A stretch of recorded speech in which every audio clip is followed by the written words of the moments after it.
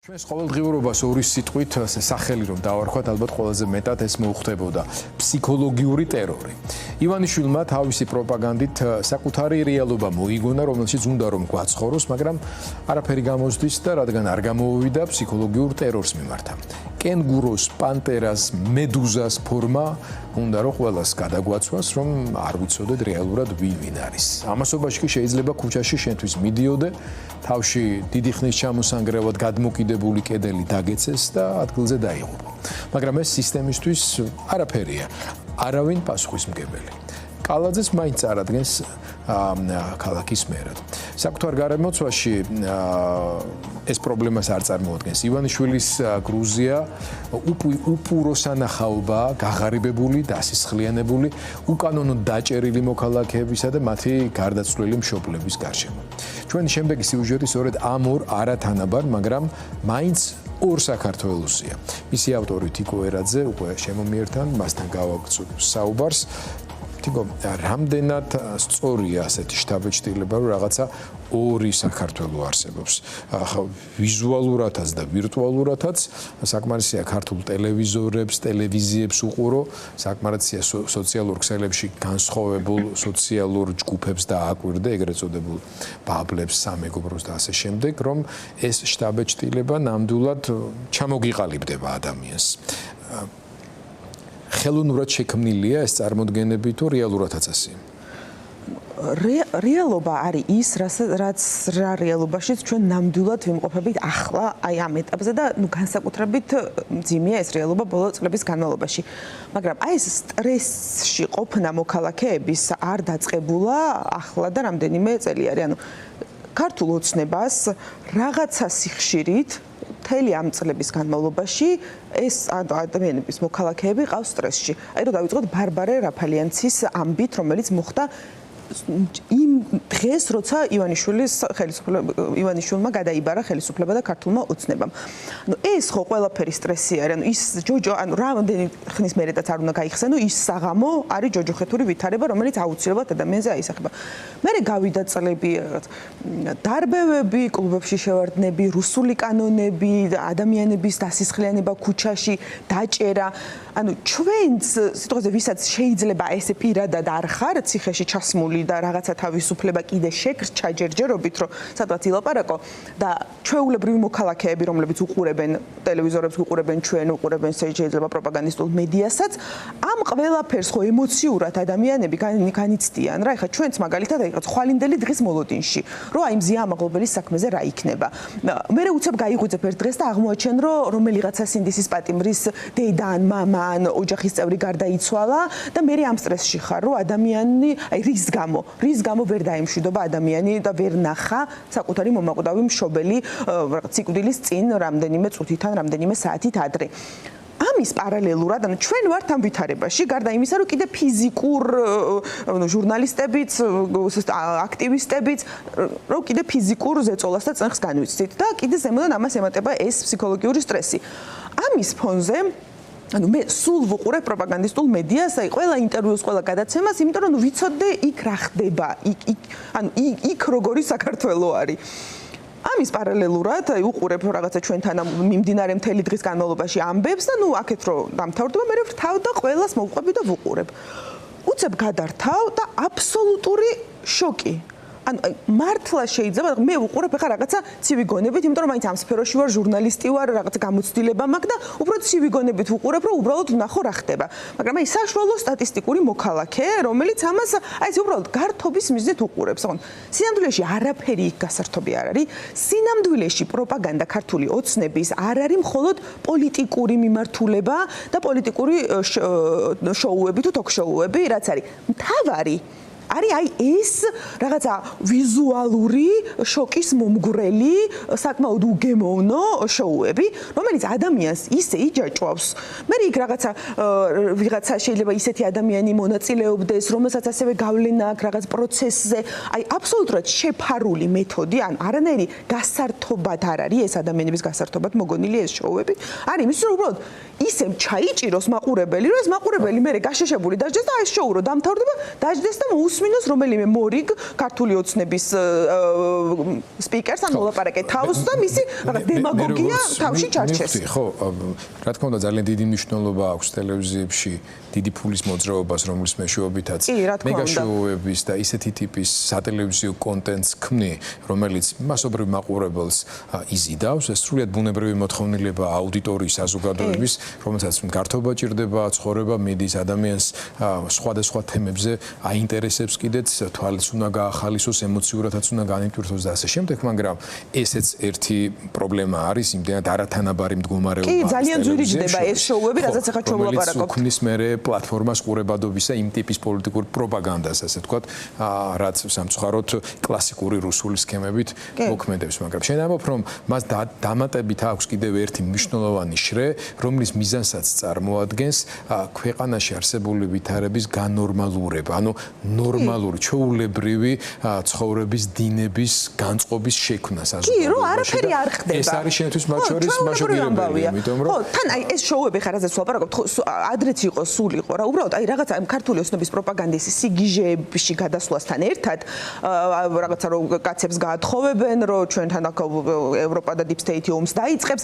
ამის გარდა აი ამ პროპაგანდის, პოლიტიკური პროპაგანდის პარალელურად აი ეს შოუებიც რაღაცნაირად სიგიჟის ზღვარზე მიდის რა, იმიტომ რომ ადამიანი ან გამოდის ვიღაცა აი მაგალითად ახლა ეს ბოლო იყო პანტერა და კენგურუ და რაღაცები. მან იყო მაგალითად შანდალი გამოყენებული ამ სიუჟეტში. შანდალიც ეკავდა.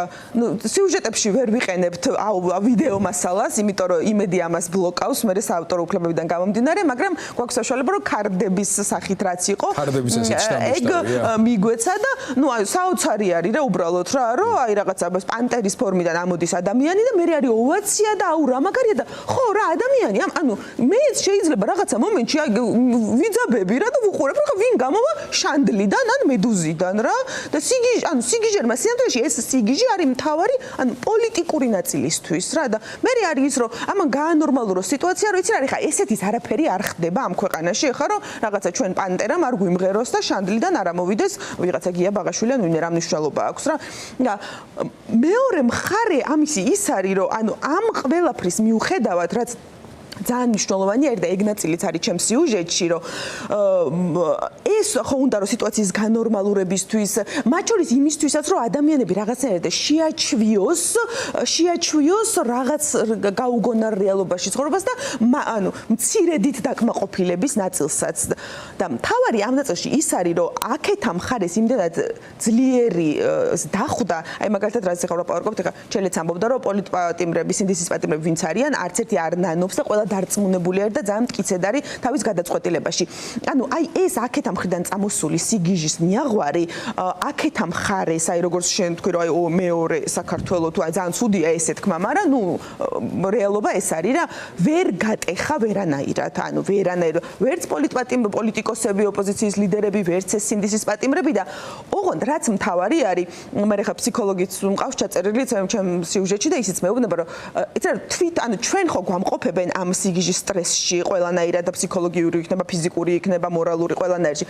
ანუ მე ჩემი დაკვირვებით და აი კაპიტონ ჯანაც ამბობს ჩემს სიუჟეტში, ანუ თვითონაც სტრესში არიან უკვე ამ სიგიჟეებისგან რა და ეგ ჩანს კარგად რომ საინტერესოა. მოდი ვნახოთ ახლა ეს სიუჟეტი, ყველა ეს შრე დეტალი არის კარგად აღწერილი და ჩვენ მივიღეთ სურათი, როდესაც გაჩნდა კატეგორია ადამიანებისა, რომლებიც არა მარტო იძახიან, რომ აი ტელევიზორს არ უყურებ, არამედ ამ ფორმით იპოვეს გარკვეული მეთოდი, გზა თვით იზოლირების, დაინახონ, აღიქვან და შემდეგ სინდისმა რო არ უკარნახოს, ირეაგირონ იმ რეალობაზე, რომელიც არის ამ ქვეყანაში. ეს სიუჟეტიც ამაზეა, რომ რეალობას ვერ გაიქცევი, რომელი ტელევიზორიც არ უნდა ამოიღო შენი საყურებელი პაკეტიდან, რომელ არხსაც არ უნდა უყურო, იმიტომ რომ ეს რეალობა ყველა ვარიანტში დაგიკაკუნებს კარზე, მაცივარზე და უფრო მეტიც აუცილებლად შენი ოჯახის რომელიმე წევრს მათ შორის ეს ფსიქოლოგიური ტერორიც ახლა მივიდა მათ წევრებამდეც მივიდა და ნახეთ ჩვენ ამის მაგალითები რაც იყო და ძალიან რთული ამ პატარა საზოგადოებაში გქონდეს იმის მოლოდინი რომ შენ იზოლირდები და დანარჩენი საზოგადოების უბედურების ხარჯზე ამ ბედნიერების განწყობა შენ შვილებთან შვილიშვილებთან ერთად შეინარჩუნებ მით უმეტეს როცა იმას ხვდები რომ შენი შვილებისა და მით უმეტეს შვილიშვილების თაობა შეუძლებელია ისე ფიქრობდეს, როგორც ამას თავში გიტენიან ამ პროპაგანდისტული არხების მეშვეობით. მოდით ნახოთ თიკოს მიერ მომზადებული სიუჟეტი.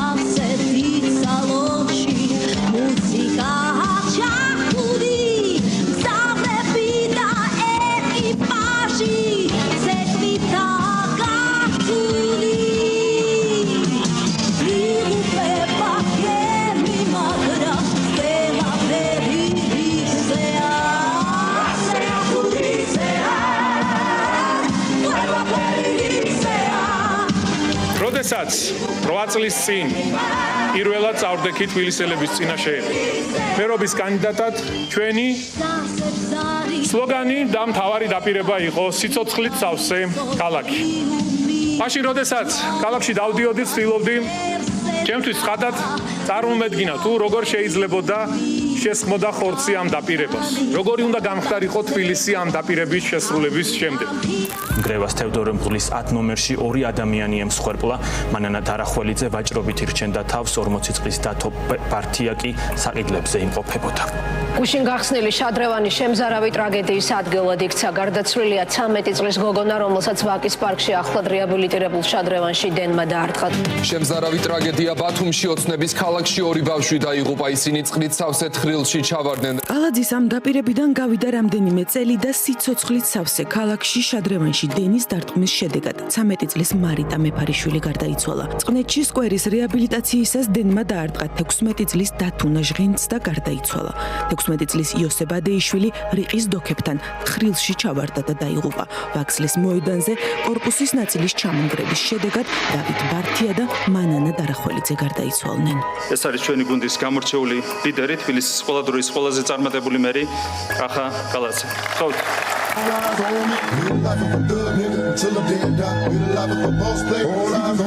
რამდენი სკვერიც არ უნდა ააშენოს კალაძემ თბილისში, რამდენი ორმოც არ უნდა ამოავსოს, რამდენი ასფალტიც არ უნდა დაასხას და რამდენი ქუჩაც არ უნდა მორეცხოს, ვერაფერი გადაწონის მისი უცხების უპასუხისმგებლობას თუ სამსახურებრივ გულგრილობას შეწირული ადამიანების სიცოცხლეს. მთელი მისი 8 წლიანი მოღვაწეობა და ყველა პროექტი, რომელიც თბილისში განხორციელებულა, მისი უპასუხისმგებლობის გამო გარდაცვლილი ერთი ადამიანის სიცოცხლედაც რომ არ ღირს, ამის აღნიშვნაც კი უხერხულია. დღეს თბილისი და მისი თითეული უბანი არის ბევრად უფრო სიცოცხლით სავსე, ვიდრე ის იყო 8 წლის წინ. ჩემო მეგობრებო, დღეს ჩვენი სლოგანი და მთავარი დაპირება შვიდობა საქართველოს, მეტი სიკეთე თბილისს. რადგან სიცოცხლით სავსე ვერ გამოდგა თბილისი, მის ხელში ახლა სიკეთეზე გადავიდა. მეტ სიკეთეს გვპირდება მერი, რომელიც წლების განმავლობაში ხან გამოსაქანებელ ადგილს აფართოებდა საწინააღმდეგო აზრის მქონე ადამიანებისთვის, ხან სიმართლის მუშტით გვემუქრებოდა და ხან ნაძვის ხის სიგრძით და სიგანით. სიგრძეს და სიგანეს ნაცებს გეყოფათ. სიკეთესა და სიყვარულზე გველაპარაკება პარტიის გენერალური მდივანი, რომლის წევრებიც მუდმივ სიძულვისა და ზისხს თესავენ საპირისპირო აზრის მქონე ადამიანების მიმართ. ამათან დგომა სირცხვილია. ამათან დგომა ნიშნავს ქაოსს. ამათან დგომა ნიშნავს უსამშობლობას. ამათან დგომა ნიშნავს უღმერთობას. ამათან დგომა ნიშნავს, რომ შენ ეროვნული ღირებულებებს ხაზი უნდა გადაუსვო. თბილისი ტრადიციულად იყო ურთიერთობების ქალაქი, სიკეთით სავსე ქალაქი. ჩვენ გავაკეთებთ ყველაფერს იმისთვის, რომ დავამარცხოთ სიძულვილი და თბილისელებს შორის ურთიერთობების მთავარ მორალურ ღერძად ვაქციოთ სიკეთე. ჩინოვნიკების უპასუხისმგებლობას შეწირული გარდაცვლილი ბავშვებით სავსე ქალაქში კალაძეს მესამე ვადით სურს მერობა და ამ ეტაპზე სადღე გრძელვებით და მხატვრული კითხვით შემოიფარგლება. მე კარგად მესმის, რომ თბილისი არ არის უბრალოდ ქალაქი. ის ჩვენი კულტურის, რელიგიის, ტრადიციების, ქართული სულის გამოძახილია. მის უძველეს ქუჩებში საქართველოს ისტორიას უნთქავს. ქვეყანაში სადაც ადამიანები ვერც პირდაპირ და ვერც გადატანითი მნიშვნელობით ვეღარ სუნთქავენ და შეიძლება სადმე შემთხვევით გამლელს ბეტონის კონსტრუქცია დაგეცეთ თავზე, რეჟიმის პროპაგანდა მოქალაქეებს უგემოვნო და შოკის მომგვრელი შოუებით კვებავს, სადაც პანტერას, კენგურუსა და ფარაონის ფორმაში გადაცმული რეჟიმის მსახური ცნობილი ადამიანები ქმნიან ილუზიას, რომ ყველაფერი კარგად არის. თერჯოლაში ლეგენდარული ჯგუფის ბონიემის კონცერტი გაიმართა. თერჯოლის ცენტრში ათასობით ადამიანი შეიკრიბა. კონცერტი მუნიციპალიტეტის მერიის ორგანიზებით და ადგილობრივი ბიზნესის ფინანსური მხარდაჭერით გაიმართა.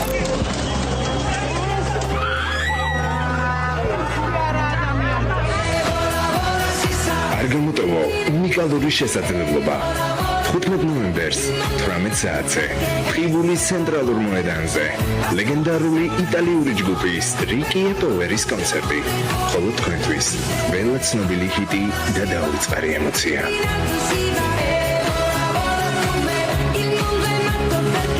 ფიზიკური თუ ფსიქოლოგიური ტერორის ფონზე ქოცი პერიოდულად ჩვენივე ფულით დაფინანსებული გაუგებარი კონცერტებით გვანებივრებს.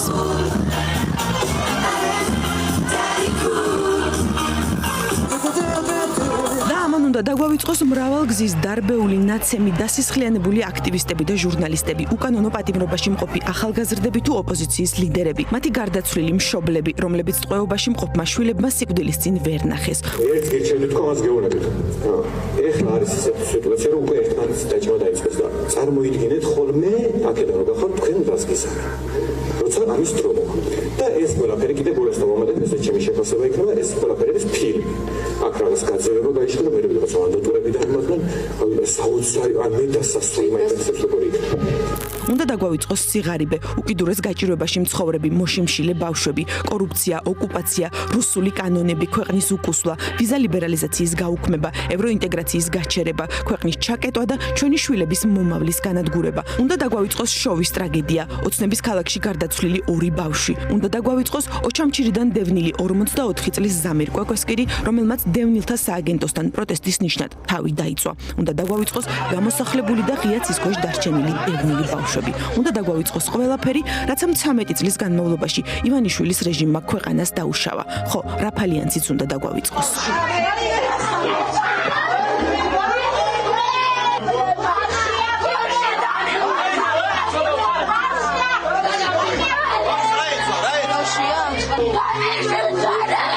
სინამდვილეში 13 წელია ოცნება მუდმივ სტრესში გვაცხოვრებს უსამართლობის, დაუცველობისა და უკუსვლის რეჟიმში. იმის იმედად, რომ საზოგადოებას ძალა აღარ დარჩება და გაჩერდება, მაგრამ ამაოდ. მთელი ენერგია არის მიმართული იმაზე, რომ მოხდეს გაუქმება იმისა, რაც აუქმებს ჩვენს ცხოვრებას, აუქმებს ჩვენს პროფესიებს, აუქმებს ჩვენს გაკეთებულ საქმეებს, არქმევს ამ საქმეებს, არასწორ სახელებს, ხო? თითქოს გამრუდებული სარკეების სინამდვილეში აღმოჩნდით. დასაკვირველია, ძალიან დიდი სტრესი არის საზოგადოებისთვის. მეორე მხრივ უნდა ვთქვა, რომ ადამიანი სტრესმედეგია და რაც არ უნდა მოხდეს, მაინც შევეცდებით, რომ გადავრჩეთ და ჩვენი ფასეულობები არ დავკარგოთ. თუმცა ძალიან რთულია, თუ გასულ 70 წელს შევხედავთ, მთელი ქართული ფასეულობები შეეტეოდა ერთ ქართულ პატარა ფსევდო ფასეულობას უფრაში, სადაც სადღეგრძელოებში ფახი ფუხობდნენ, რაც კარგები ვართ, ქართველები ვართ და ამ შემდეგ და რეალურად არ იყო თავისუფლება, არ იყო დამოუკიდებლობა, იყო დამცირებული ყოფა, იყო ერთმანეთის გაწირვა, იყო ერთმანეთზე დასმენები, გამეტება სასიკვდილოდ. მოკლედ აი ეს ფსევდო რეალობა იყო, მორალური კატასტროფის ფსევდო რეალობა. ეხლა ძალიან დიდი აი მე ვიტყოდი, რომ თუ სტრესი გვაქვს, ეს მორალური სტრესია. იმიტომ რომ ის ხალხი, ვინც ცნობს, ჩვენ კარგად ვიცნობთ მის სახეს გადალესილსა ცოფითა, ხო?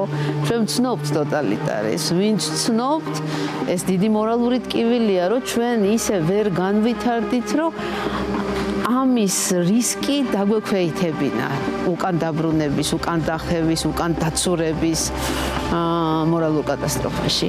და ძალიან დიდი მორალური ტკივილია. ხოცი, რომელიც მოქალაქეების უმრავლესობას კომპრომისებისა და მორალური კატასტროფის პირობებში ვერ აბრუნებს, აბსურდის ახალ მწვერვალებს იპყრობს და ფსიქოლოგიური წნეხის გაზრდას, კაცების გათხოვებისა და ომის შიშის დათესვით ცდილობს. შემეძლოთ თუ არა სქესის შეცვლა ან ქალთან ქორწინება? მარტივად ვიკითხე. ნებისმიერ კანონს აქვს არა მხოლოდ პოსტფაქტუმ მოქმედების ეფექტი, არამედ პრევენციული ეფექტიც.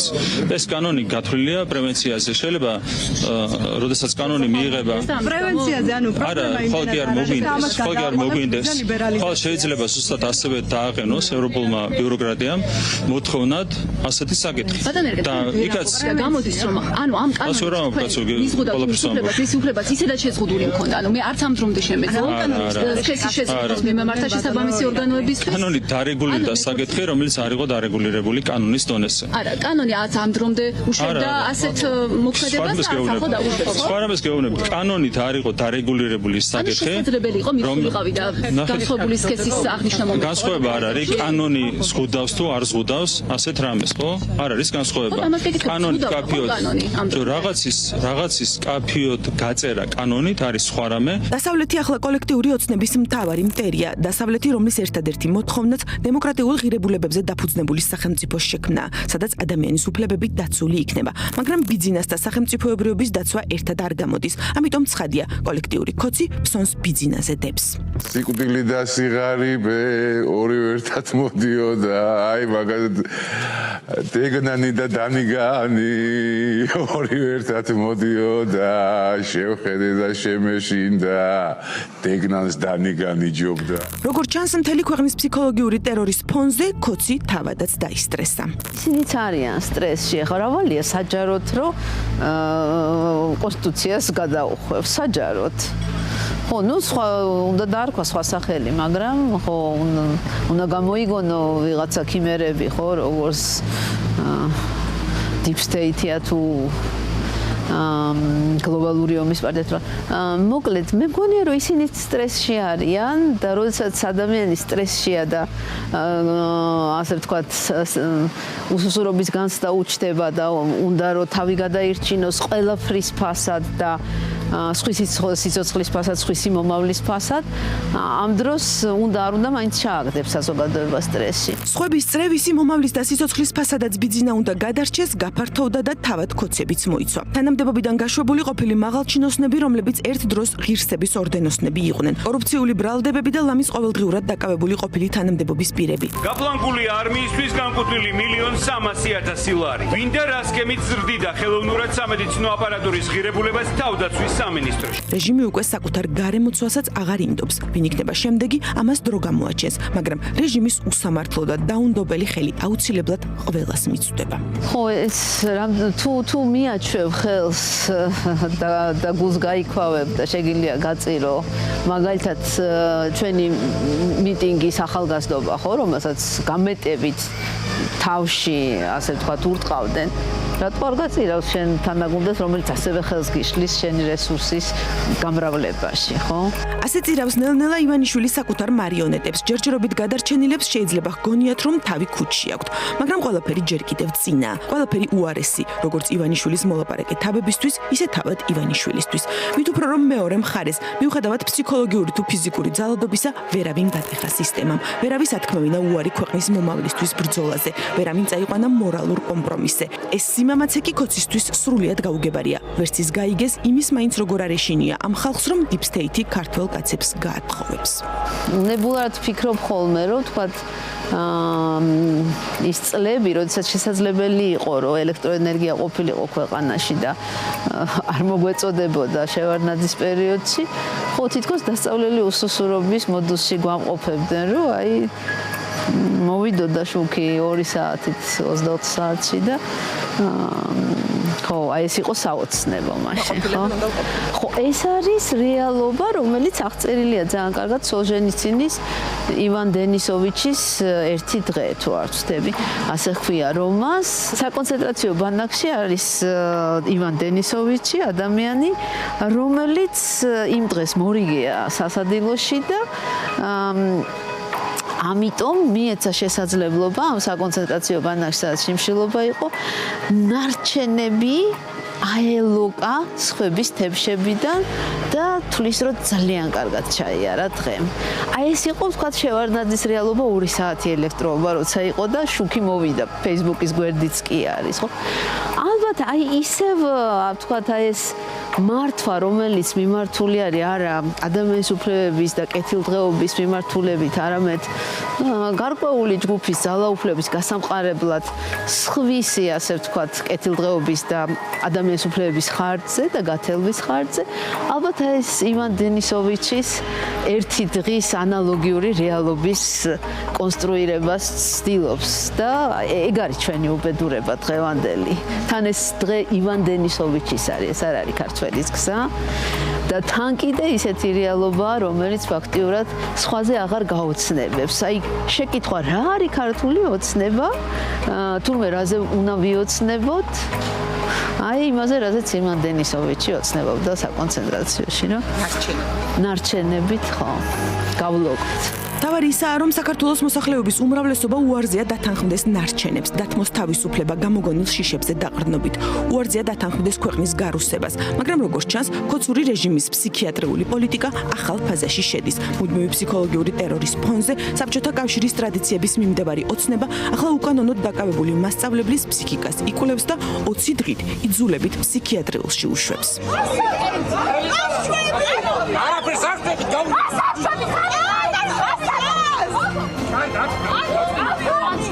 და ეს შემთხვევა ვერ დარჩება მხოლოდ ერთი მასწავლებლის დისკრედიტაციის მცდელობად. ეს არის გაფრთხილება ყველასთვის, არა მხოლოდ ივანიშვილის რეჟიმის წინააღმდეგ მებრძოლი ადამიანებისთვის.